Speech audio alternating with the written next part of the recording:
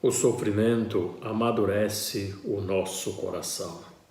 O sofrimento amadurece a nossa vida. Nós estamos celebrando o 5º domingo da Páscoa. O evangelho de hoje é de São João, capítulo 1, do versículo 1 ao 8. Jesus começa o evangelho dizendo que eu sou a videira verdadeira e meu Pai é o agricultor.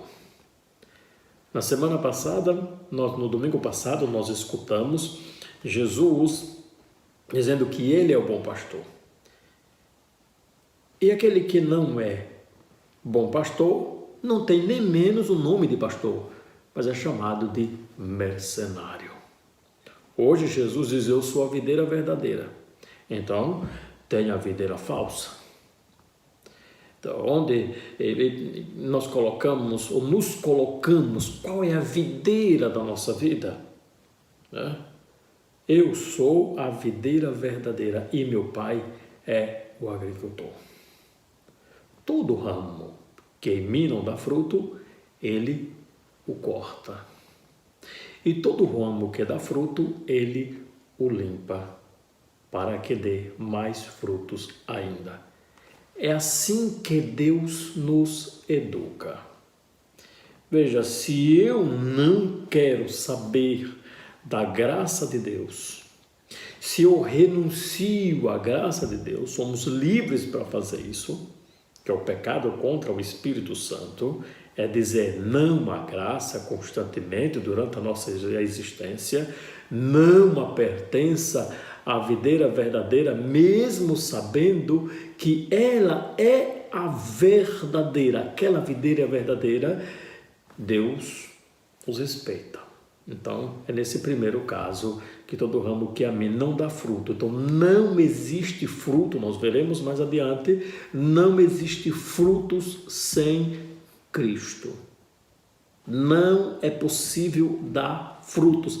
Aqui é a palavra frutos bons. Frutos bons, sem que esteja em Cristo. E todo ramo que dá fruto, Ele o limpa. Veja, olha que interessante. Todo ramo que dá fruto, Ele o limpa. Jesus aqui não disse todo ramo que dá fruto, Ele elogia. Todo ramo que dá fruto, Ele já torna aquele ramo no melhor de todos. Continua, Ele o limpa. Isso significa que na vida de fé, permanecer em Cristo, viver segundo o seu nome, significa abraçar as adversidades do dia a dia. Eu estou dando frutos em meio ao sofrimento, em meio à alegria, e eu continuo perseverante. Às vezes tem quem diga, rezei tanto na vida, mas estou sofrendo agora. Mas por quê? Por que aquela pessoa tão boa, tão caridosa, tão devota de Nossa Senhora, mas ela está sofrendo agora? Não é que Deus esteja dando sofrimento, tá? Não é que Deus está dando sofrimento. Mas quando nós passamos pelo sofrimento, se soubermos aproveitar, Deus nos faz mais maduros. Deus faz com que a nossa fé seja mais consistente. Nós nos tornamos, não por graça nossa, mas por graça de Cristo, mais unidos a Ele. E os frutos sempre abundantes. Os santos sofreram, tiveram sofrimentos físicos, tiveram sofrimentos psicológicos, sofrimentos espirituais. Tudo isso eles aproveitaram para se tornarem mais maduros na fé. Eles se deixaram conduzir pela graça de Deus. Essa é a dinâmica Ele o limpa para que dê mais frutos. Não é que você diz, agora eu vou me tornar mais santo para que eu não sofra de maneira alguma. Não vai dar certo. Não vai dar certo. A única coisa que dá certo é que você dá significado àquele sofrimento e aproveita o sofrimento para crescer.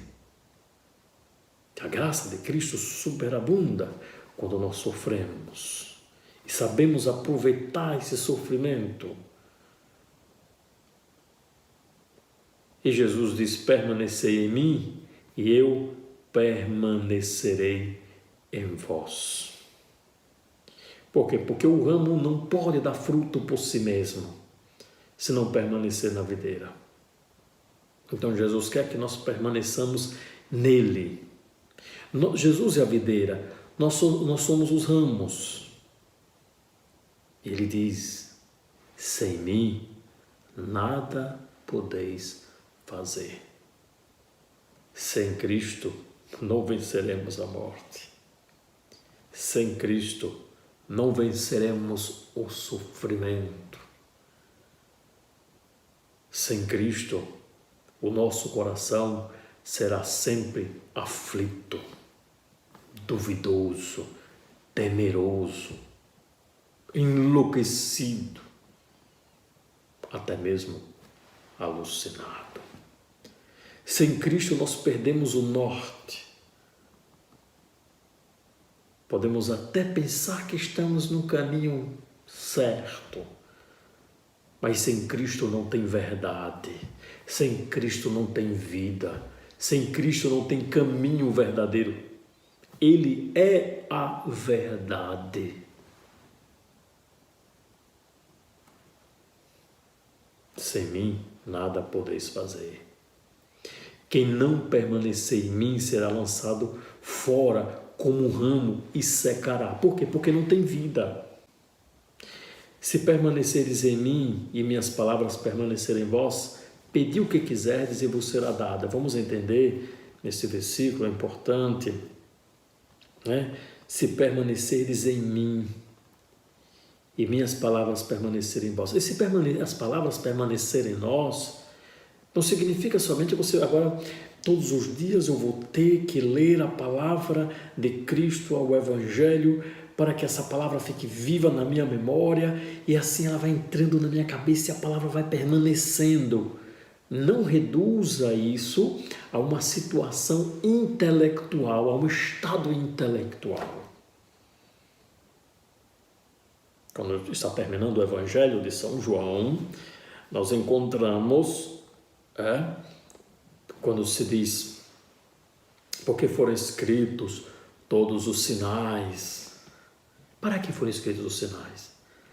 Para professarmos que Jesus é o Filho de Deus e viver segundo o seu nome. Então, esse é fazer com que as palavras permaneçam em nós, é professar a fé em Cristo, dizendo que Ele é Filho de Deus, e viver segundo o seu nome. Esse viver não é só uma situação de ler a palavra e colocar tudo aqui no cérebro. Seria reduzir demais. Mas é viver segundo o seu nome, viver segundo a sua palavra. Uma palavra interpretada pela Santa Madre Igreja. Não é a palavra só que eu leio e interpreto, não. Por isso que as dioceses têm os cursos bíblicos, importante que nunca deixem de fazer, facilitando sempre aquelas palavras do magistério, tornando ela mais simples, acessível para todo mundo. Para todo mundo. Tem muitíssimos leigos intelectuais, mais do que nós. Mas também tem aqueles que não sabem ler, que é o caso da minha mamãe, que lê muito pouco. Lê.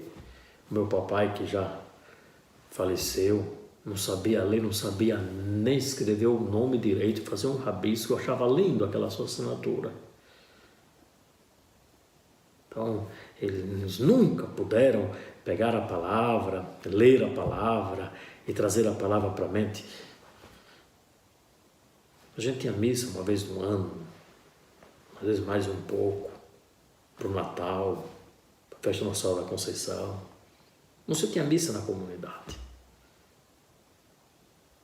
Antigamente, né? Agora sim tem. Então, interpretar significa dizer que aqueles estão fora. Aqueles estão fora. Né? E não estão fora, estão dentro, porque vivem segundo a palavra. Né? Pedi o que quiserdes e vos será dado. Ora, o que foi que o Senhor pediu que nós peçamos? Que seja feita a vossa vontade. E tem muitos aí, então eu vou me unir, então eu vou pedir uma Hilux. Como tem algumas seitas aí que se dizem cristãs, que de cristãos não tem nada. Vem cá que você vai pedir a Deus e você vai ter a sua Hilux, você vai ter o seu avião, você vai ter isso, você vai ter aquilo, você vai ter aquilo outro. Não é isso. Não é isso. Esse pedir vos será dado é pedir para permanecer em Cristo cotidianamente com a boca e com a vida. E nós sempre permaneceremos. E Cristo permanece em nós. É pedir, como eu disse e digo mais uma vez, que seja feita a vossa vontade. É ir amadurecendo na fé e percebendo que não digamos mais, seja feita a minha vontade. Aquele que não tem maturidade na fé diz, seja feita a minha vontade, e se revolta contra Deus.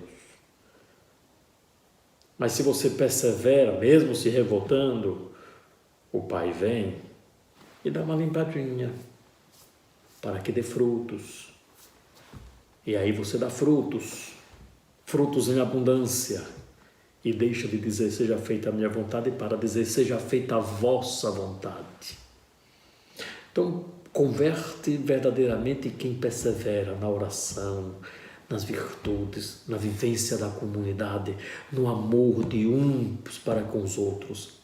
E se permanecer em Cristo, e se guardar a sua palavra, mais uma vez, não é só ler a palavra, coloca aqui, é também para aqueles que sabem, mas é viver a fraternidade, o amor, o perdão, os valores de Cristo, isso é permanecer na sua palavra. Que o Senhor nos dê a graça da conversão, para darmos muitos frutos, não por nosso mérito, mas por mérito de Deus. E que sejamos perseverantes na verdade. Sejamos perseverantes na videira verdadeira, aquela que dá frutos em abundância. E não é qualquer fruto, é o fruto que permanece para a vida eterna. Que o Senhor nos abençoe e nos guarde e nos conserve no seu amor. Amém.